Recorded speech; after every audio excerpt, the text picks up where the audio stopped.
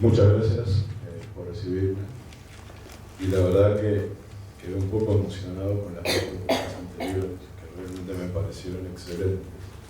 La primera, la de Leo, me hizo recordar cuando con Ana estuvimos en Terezín y vimos el partido de fútbol entre los judíos de Terezín y los nazis frente a la delegación internacional de la Cruz Roja, donde los judíos le ganaron a los nazis y lamentablemente después los mataron a todos. Realmente el haber encontrado a través de algo tan importante para los niños latinoamericanos y los adultos también una beca para entrarle por el tema me parece realmente fantástica y además hay mucho hilo para cortar ahí. Lo de Diana me pareció, me sentí medio identificado y lo voy a de alguna manera concatenar con lo que me toca compartir con ustedes. Yo me llamo Julio Max Rosenblatt y de chico nunca quise usar el nombre Max. No me gustaba, o sea, me lo habían puesto por alguien que no tenía la menor idea quién era. Allá por el año 1992, con Ana, fuimos a Yad Vashem, yo ya había ido varias veces, y un amigo nuestro, que es el fotógrafo de Yad Vashem, nos llevó a un área donde podíamos acceder a algo que hoy todo el mundo puede acceder con internet, que era un libro que los nazis habían hecho para anotar fecha de nacimiento y fecha de muerte de todos los judíos alemanes. Ellos discriminaban hasta en la muerte. A los que no eran alemanes no los anotaban. Era un libraco de este porte y lo primero que se me ocurrió es agarrar por la R, entrar a Rosenblatt y llegar a Max. Y me encontré. Fue terrible. Ahí figuraba claramente el día que había nacido, 5 de enero de 1896, y el día que había muerto en el año 1944, el 10 de octubre. Eso verdaderamente, le voy a robar una palabra a Diana, me transformó como una especie de aprendiz, porque me empecé a preocupar por saber quién era yo mismo. Que eso es como una locura, ¿no? Y tuve la enorme suerte de tener al sobrino de Max, familiar mío, primo de mi padre, que vive aún en Estados Unidos, una persona que acompañó a Max durante su estada en 3 campos de concentración en el último murió. Stuttgart. A raíz de eso, pude verdaderamente aprender mucho de cómo era Max, cómo era yo, cómo era la vida de Max en ese entonces. Y ahí es donde surgió la idea, lentamente, de recrear la vida de Max, pero de una manera diferente.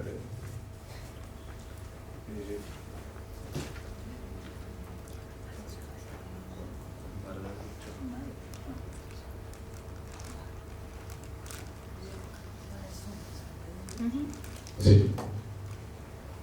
El asunto es, este es un proyecto de 7 libros que intentan reivindicar la vida de Max y en todo caso tomar en cuenta desde su perfil psicológico hasta una serie de anécdotas que le pasaron en la vida. Pero se intenta a través de este proyecto responder 4 preguntas que yo diría que son claves. ¿Cómo era la vida antes del nazismo en un pueblo de 600 habitantes, de los cuales 29 eran judíos? Hace un rato, en un grupo de taller, yo les contaba que lo que nosotros intentamos a través de esta serie de libros es meternos en una parte escasamente trabajada para niños, que es del Holocausto, de las cosas terribles que han ocurrido en el Holocausto, se ha escrito mucho, se produce mucho. Pero a mí me interesaba tratar de entender cómo en un pueblo tan pequeño, de 600 habitantes, donde todos se llevaban bien, judíos y no judíos, y donde convivieron por cientos de años, y donde las comunicaciones con el mundo exterior eran escasísimas, no es como hoy que hay internet, teléfono y demás. Fíjense que había una sola radio en el pueblo, en ese momento. Al pueblo llegaba un único medio de transporte, que era el tren, que pasaba a las 6:30 de la mañana y volvía de tarde a las 19:30. Y el contacto con el medio exterior era, si alguien salía, podía contar, o era un grupo de gitanos y de chinos que venían cada tantos meses por el río a vender sus vituallas. ¿Cómo se introdujo el nazismo en ese pueblo? ¿Cuáles eran las condiciones que facilitaron la inserción del nazismo? ¿Y cuál fue el impacto, especialmente en la relación entre niños? Lo que nosotros intentamos es tratar desde una historia real, generar una ficción por la cual Max, que murió, vuelve a vivir y se transforma en un abuelo que le cuenta a su nieto, desde la mirada de un niño, las cosas que le pasaron cuando era niño. Son 7 libros, esto es perfil de ingeniero típicamente, sabe cuántos libros va a escribir a pesar de que no los escribió. El primer libro que existe, y es se llama El Inicio, tenía que empezar. El segundo se llama El Escape, el tercero La Escuela, el cuarto Los Cristales Rotos, el quinto Los Tíos que se van, La Migración, el sexto, y La Vida en Otro País, el séptimo. ¿Por qué esto? Mucho hablamos sobre el problema de la discriminación y el impacto que el nazismo generó, digamos, diciéndolo esquemáticamente, en el asesinato de millones de personas. Escasamente hablamos del problema serio que ustedes están tocando, del desplazamiento de esa gente hacia una cultura absolutamente diferente, con pérdidas enormes que han tenido y teniendo que insertarse en un medio en el cual no manejaban el idioma, no manejaban la cultura local, no tenían idea cómo insertarse y lo fueron haciendo lentamente.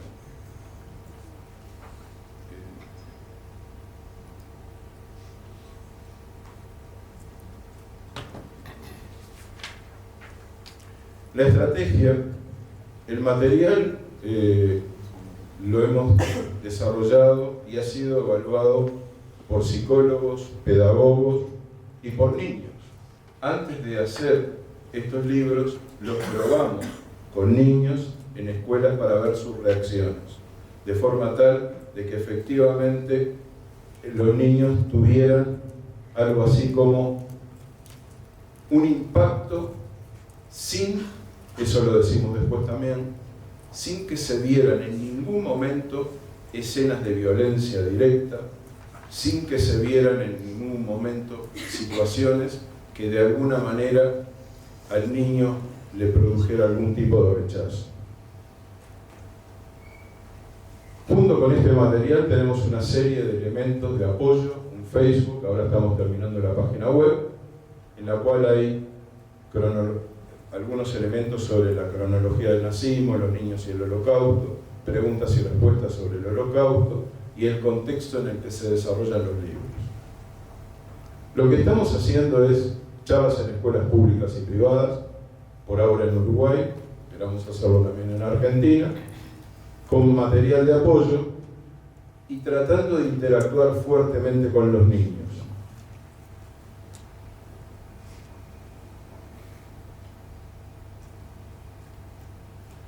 La historia es relatada desde la mirada de un niño, que de abuelo se la cuenta a la nieta. Es una ficción sin violencia directa, con planteo de discriminación general. Es que, como bien planteaba hoy Leo, los problemas de discriminación no son exclusivamente vinculados a los judíos. El tema es que acá utilizamos el andarivel de judío para entender cómo empieza la discriminación de una forma casi imperceptible. El primer libro, trata de mostrar cómo en ese pueblo donde todos eran amigos, donde hasta incluso, les digo, había un horno común del pueblo donde los viernes hacían el pan, en ese pueblo donde todos se llevaban bien durante cientos de años, de pronto se empezaron a separar. Es una ficción sin violencia directa, como decía, se sacude la calma de la vida cotidiana, la irrupción de lo inesperado genera un impacto en la sensibilidad de un niño. Max, yo saqué de la vida real de Max cómo era y traté de llevarlo al cuento. Hay una escena fantástica que es, claro, hay que leer los cuentos. Max se esconde en una bolsa de arpillera para tratar de ver qué pasaba en la sede donde se reunían los nazis en el pueblo. Un amigo de él, que se había hecho jefe del grupo de niños nazis, revisa el recinto y se da cuenta que en una bolsa había un niño. El niño era Max. Se ven, eran amigos, iban juntos a la escuela, y él, en lugar de delatarlo, él lo que hace es, le da un minuto para que se escape. Esa escena ocurrió en un campo de concentración, y es absolutamente real, pero de distinta manera.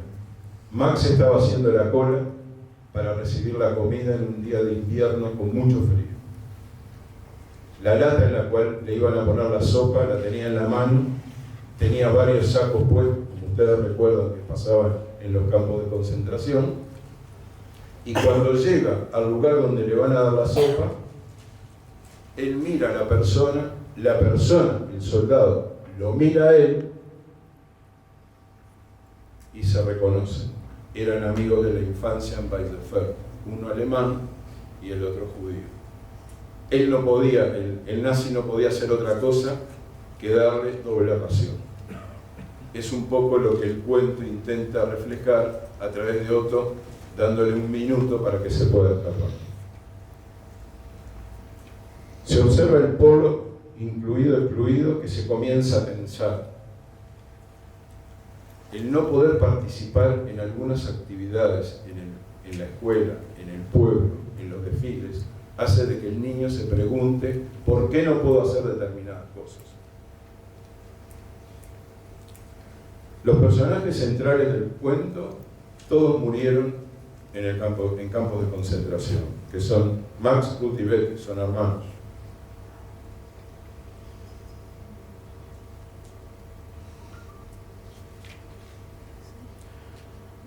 Como no podía compartir con todos los libros, traté de elegir algunas imágenes de los dos libros. La parte de arriba es el libro primero, el inicio, la imagen de abajo es el segundo. Una de las cosas que quiero compartir, por eso lo de aprendiz, la taza en la que en el cuento Max, abuelo, le da la leche a la nieta, que está ahí absorta mirando, esa taza está en mi casa. O sea, mi señora y yo tomamos en las mismas tazas que tomaba Max y mi abuela y otra gente en la casa que tenían en Weissenfels. O sea, lo que intentamos es verdaderamente ir recreando a través de determinados vectores la realidad actual, comparándola con la realidad de los años 30.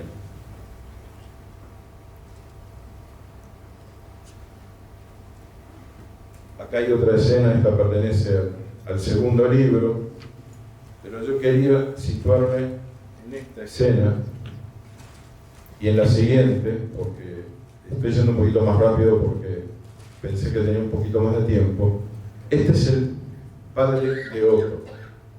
Otto es el amigo no judío que se hizo nazi y que lo descubrió en la bolsa de papas escondido a Max. Él no tenía trabajo, como ocurría en esa época. Los nazis le ofrecieron trabajo. En este momento está yendo a la entrevista con los representantes de los nazis que había en el pueblo, y ustedes observan detrás de un arbusto, escondido a Max mirando a ver qué pasa. Escenas posteriores, aparece Max escuchando el diálogo. Va a la casa corriendo y se lo cuenta a los padres. En la siguiente, pasamos al libro segundo, para mostrarle un poco de cada uno. Esta es una escena brutal. ¿Qué pasa? Los niños, dos amigos, uno judío y el otro no judío, Max y Hans, intentan hacerle un gambito a la realidad. Ellos no se podían juntar. Entonces acordaron escaparse del pueblo. Se escaparon. Lograron que todos los padres, todas las familias del pueblo se unieran en la búsqueda de los dos niños que se habían ido a otro pueblo, se habían escapado en el ferrocarril.